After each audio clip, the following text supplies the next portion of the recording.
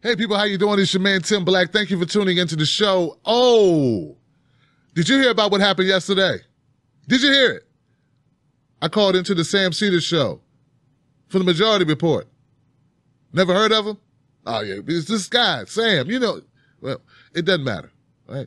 He's a part of the TYT network, but you wouldn't know it because he's not very. I mean, he's been doing this for a long time. Don't get me wrong, he's been doing it for a long time. Just not as popular as, say, Jimmy Dore or Jordan Sheridan or Michael Tracy or Anna Kasparian or anybody with TYT.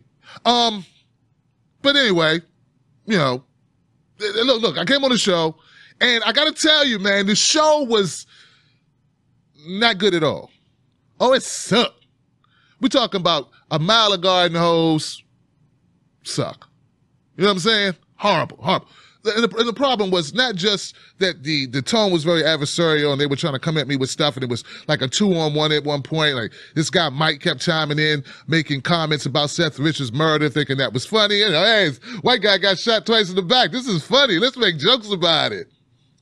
I didn't find it funny. But it was also the fact that Sam Seder talked over me so much, it was like, what was the point of me being there? I mean, this guy talked over me like I was a plate on his dinner table. Well, listen, baby girl, I think that what we need to do is we need to just increase our snarkisms. I'm such a snarky bastard, I'm just going to talk over Tim Black the entire time that I have him on the phone. And when he makes a point, I'm going to talk some more and get louder on the mic. I'm just going to put out on the mic, Mike, blah, blah, blah, blah, blah.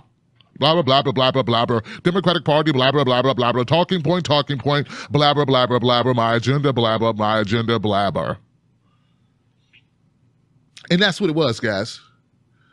But it's as unfortunate that the opportunity was missed for us to really have a true dialogue where both of us get to explain our positions and be able to truly help the community, which I feel is very needed, because my whole purpose of me coming on or calling on this show was to discuss how independent media is beating up on independent media when we need to be focusing more on mainstream media. Let's focus on the corporate hacks. And I said this to Sam Seder. And he acted like he didn't understand that concept. He said he has no reason to do that. And here's the thing. Here's why that's so bad, why that's so horrible, is because Sam Seder's been going after Jimmy Dore for weeks, months even. Damn, it's probably been a year. And Jimmy Dore won't respond to him, and it just looks horrible that Sam just keeps going after this guy. But when I brought up, hey, guy, won't you talk about Rachel Maddow or A.M. Joy or Wolf Blitzer, Anderson Cooper, Blooper, or somebody, like Empower, his response was horrible, and it showed, it identified to us truly what is wrong with the Democratic Party. It showed that the gooey middle, the establishment, the status quo, the old guard, they don't get it. And neither does Sam Seder. And he doesn't want to get it. It's not because he couldn't get it. He doesn't want to get it. This is the reason why John Ossoff lost. Because we have these gooey middle, uninteresting Sam Seders and David Pakmans lying to people, telling people this is good. Oh yeah, like 50-degree day in June. That's good. No, it's not. We want some sun, man. We want to rile things up. We want to go for single-payer health care. We want to get rid of the interventionist wars. We want to get rid of the mass incarceration. We want to end the failed drug, antiquated, racist laws that lock up people for little bits of weed for long amounts of time. We want to get rid of this shit, and we have to be adamant in that and passionate about it. But Sam Seder's neither adamant or passionate.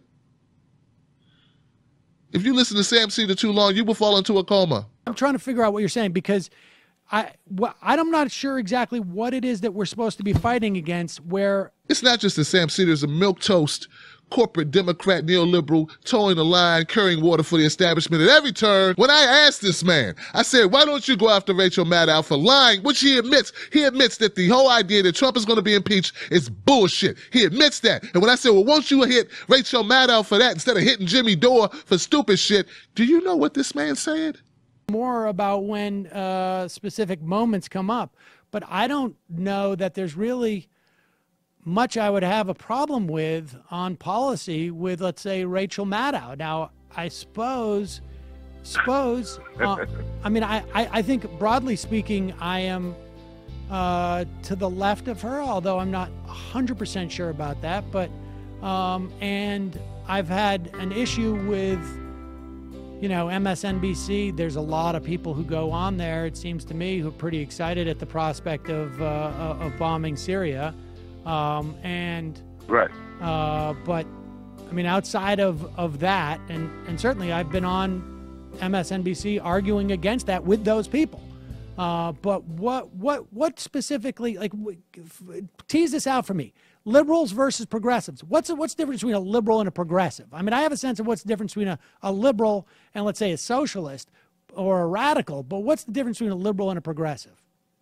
A radical. Well, to me, radicals, for instance, are just people who want to change the status quo. And hopefully, there are a lot of those people out there who don't like the direction the country's going. But the difference between progressives and liberals, in my opinion, because it's all relative to each individual, I'd say liberals are like Sam Seder. They fall in line with Rachel Maddow, who think this Russia narrative, the impeach Donald Trump narrative, is something that's going to actually help us. And it's doing nothing but raise the money for the Democratic Party. So progressives, in my opinion, are people who want to focus on the issues like ending interventionist wars, ending fracking, and having no tolerance for candidates or media that support the destruction of our environment. Progressives stood up in Standing Rock to try to stop an oil pipeline. The progressives talk about Flint. They talk about water. They talk about police incarceration. They talk about police violence. They talk about Tamir Rice. They talk about John Crawford. They talk about Terrence Crutcher. That's what progressives do. What liberals do is they talk about surface issues that don't directly impact Americans, average Americans. I don't think, like most Americans, do not give a flying filth about what's going on with MSNBC talking about Trump. So I think that's the line. Like, do you swallow the mainstream media narratives, or do we focus on real issues that matter to people? And yeah, your thing with Jimmy back and forth. I mean, that's. All right. Well, hold on, Tim. Let me just before we get into the Jimmy thing. So, your argument is, I mean, first of all, I don't think that there's going to be impeachment of Trump. Well, why aren't you hitting these bastards that are saying it daily, like 24/7? Well, because frankly, I think it's been relatively effective with achieving my agenda. Now, I'm not here to tell you who to watch, who not to watch, but damn it, don't watch Sam Seder. Don't do it. Listen, there is something to be said about a man who will say, I know these people are talking shit. I know they're lying. I know they're misleading millions of people across the country, across the world even, and to give them a pass because he wants to be in that team. Sam Seder don't want an audience. Sam Seder wants a job application. Sam Seder doesn't want to speak truth to power. He wants a position at the table with Chris Hayes. If you don't think so, watch this clip where I bring up Chris Hayes and how Chris Hayes wanted to blame Susan Sarandon for the loss to Hillary Clinton. And watch what happens when I mention the name Chris Hayes. Watch how Sam Seder jumps out his fucking seat.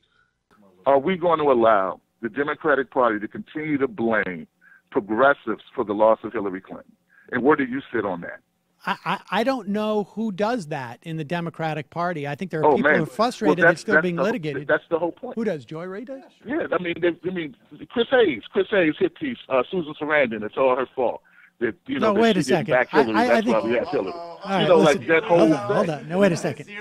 Susan Sarandon went on Chris Hayes' program and said there are some people who think that that if Donald Trump wins, it would be a better situation and it would bring about the revolution. Could be a revolution. Now, People listen, are saying it. I don't think. And that's what's happening. I know that Chris Hayes. Is what's happening. Excuse me? He got him really excited. Wow. If he was that excited about fighting neoliberalism, maybe he'd be all right. If he was that excited about fighting against oppression and disenfranchisement of millions of Americans due to income inequality, fight for 15, failed drug policies, horrible trade deals, maybe The Democrats wouldn't get beat like a drum every time out the gate. But no, he's just part of the slow, methodical walking to the death off the cliff that the Democrats do. And he's leading the way. He's the Pied Piper of stupidity, of status quo politics in America that we need to get rid of. But what I love about this, and I want to thank you, Sam Seder, is you expose yourself. That's right. You unzipped that raincoat and showed the world that you have 2 inches of separation between Republicans and Democrats. That you are, in fact, you're a dinosaur. And you're sore. Now, look, guys, look, once again, look, Sam Seder, thank you for inviting me on your platform. Thank you for talking over me the entire time. Thank you for condescending to me. You're talking politics to me. I'm obviously more educated. I've been doing this for much longer, and I have my snarky friend over there. In fact, we're so snarky that Seth Meyers often watches us and goes, damn, I got to step my game up. So we want to keep on being snarky bastards, and this is what works with our audience. This is what we like to do. We like to be snarky. We're snarky. And then they wonder why they can't build a broader coalition to defeat Trump. Then they wonder why they can't get John Ossoff elected. You're milquetoast, middle of the road, gooey middle, uninteresting, lack of dynamic ideas that move the masses. And that's just what it is. But I thank you for inviting me on, and that was really great. And I thank everyone who watched the videos. And I thank you, H.A. Goodman, for making a video about it. And people, please continue to make more videos about it. Get the word out. Independent media should serve one purpose and one purpose only. And if you are independent media and all you do is spew mainstream media, corporate media talking points, then what good are you?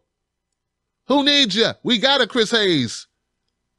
We got a Rachel Maddow. We got an A.M. Joy. If you're coming into the independent media space and your core is driven, you're driven to just spew the narrative of Wolf Blitzer, no one needs you. The job of independent media is to call out bullshit from corporate media and to report the news. And I think Sam Seder's just jealous of Jimmy Dore, frankly, because Jimmy Dore has a personality. Sam Seder is not laying wood, but he's hitting all wood. No net when he shoots the shot. So that's how I feel about it. I think I made my points. When the points I didn't get to make, I think he made them for me with his own rhetoric. And for closing, I'll just run this short clip of Sam Seder defending Nancy Pelosi. You can't make this shit up. You know, for instance, Nancy Pelosi is not a single payer. So you would have just as much fire for Nancy Pelosi being against ensuring more Americans than you would any Republican. No. Nancy, first of all, Nancy... She's an impediment to progress when it comes to health care, you know it. No, she's not right now. She's not, because she is not in power. She's the leader of the party in the... She is the leader of the House caucus. She is a great leader. I would not support, frankly, a challenge to her, particularly in this era. She would have sat down. She would have left. Look at all the seats that have been lost under her watch. If she was the manager of a baseball team, dude, she'd be out of there. No, you gotta give me something. You're thinking of the general manager. The manager plays with the team that they have on the field. The general manager makes the trades and finds the prospects. That's what you don't understand about what her role is. That's what her role is. You're making a category error there. Wait, hold on.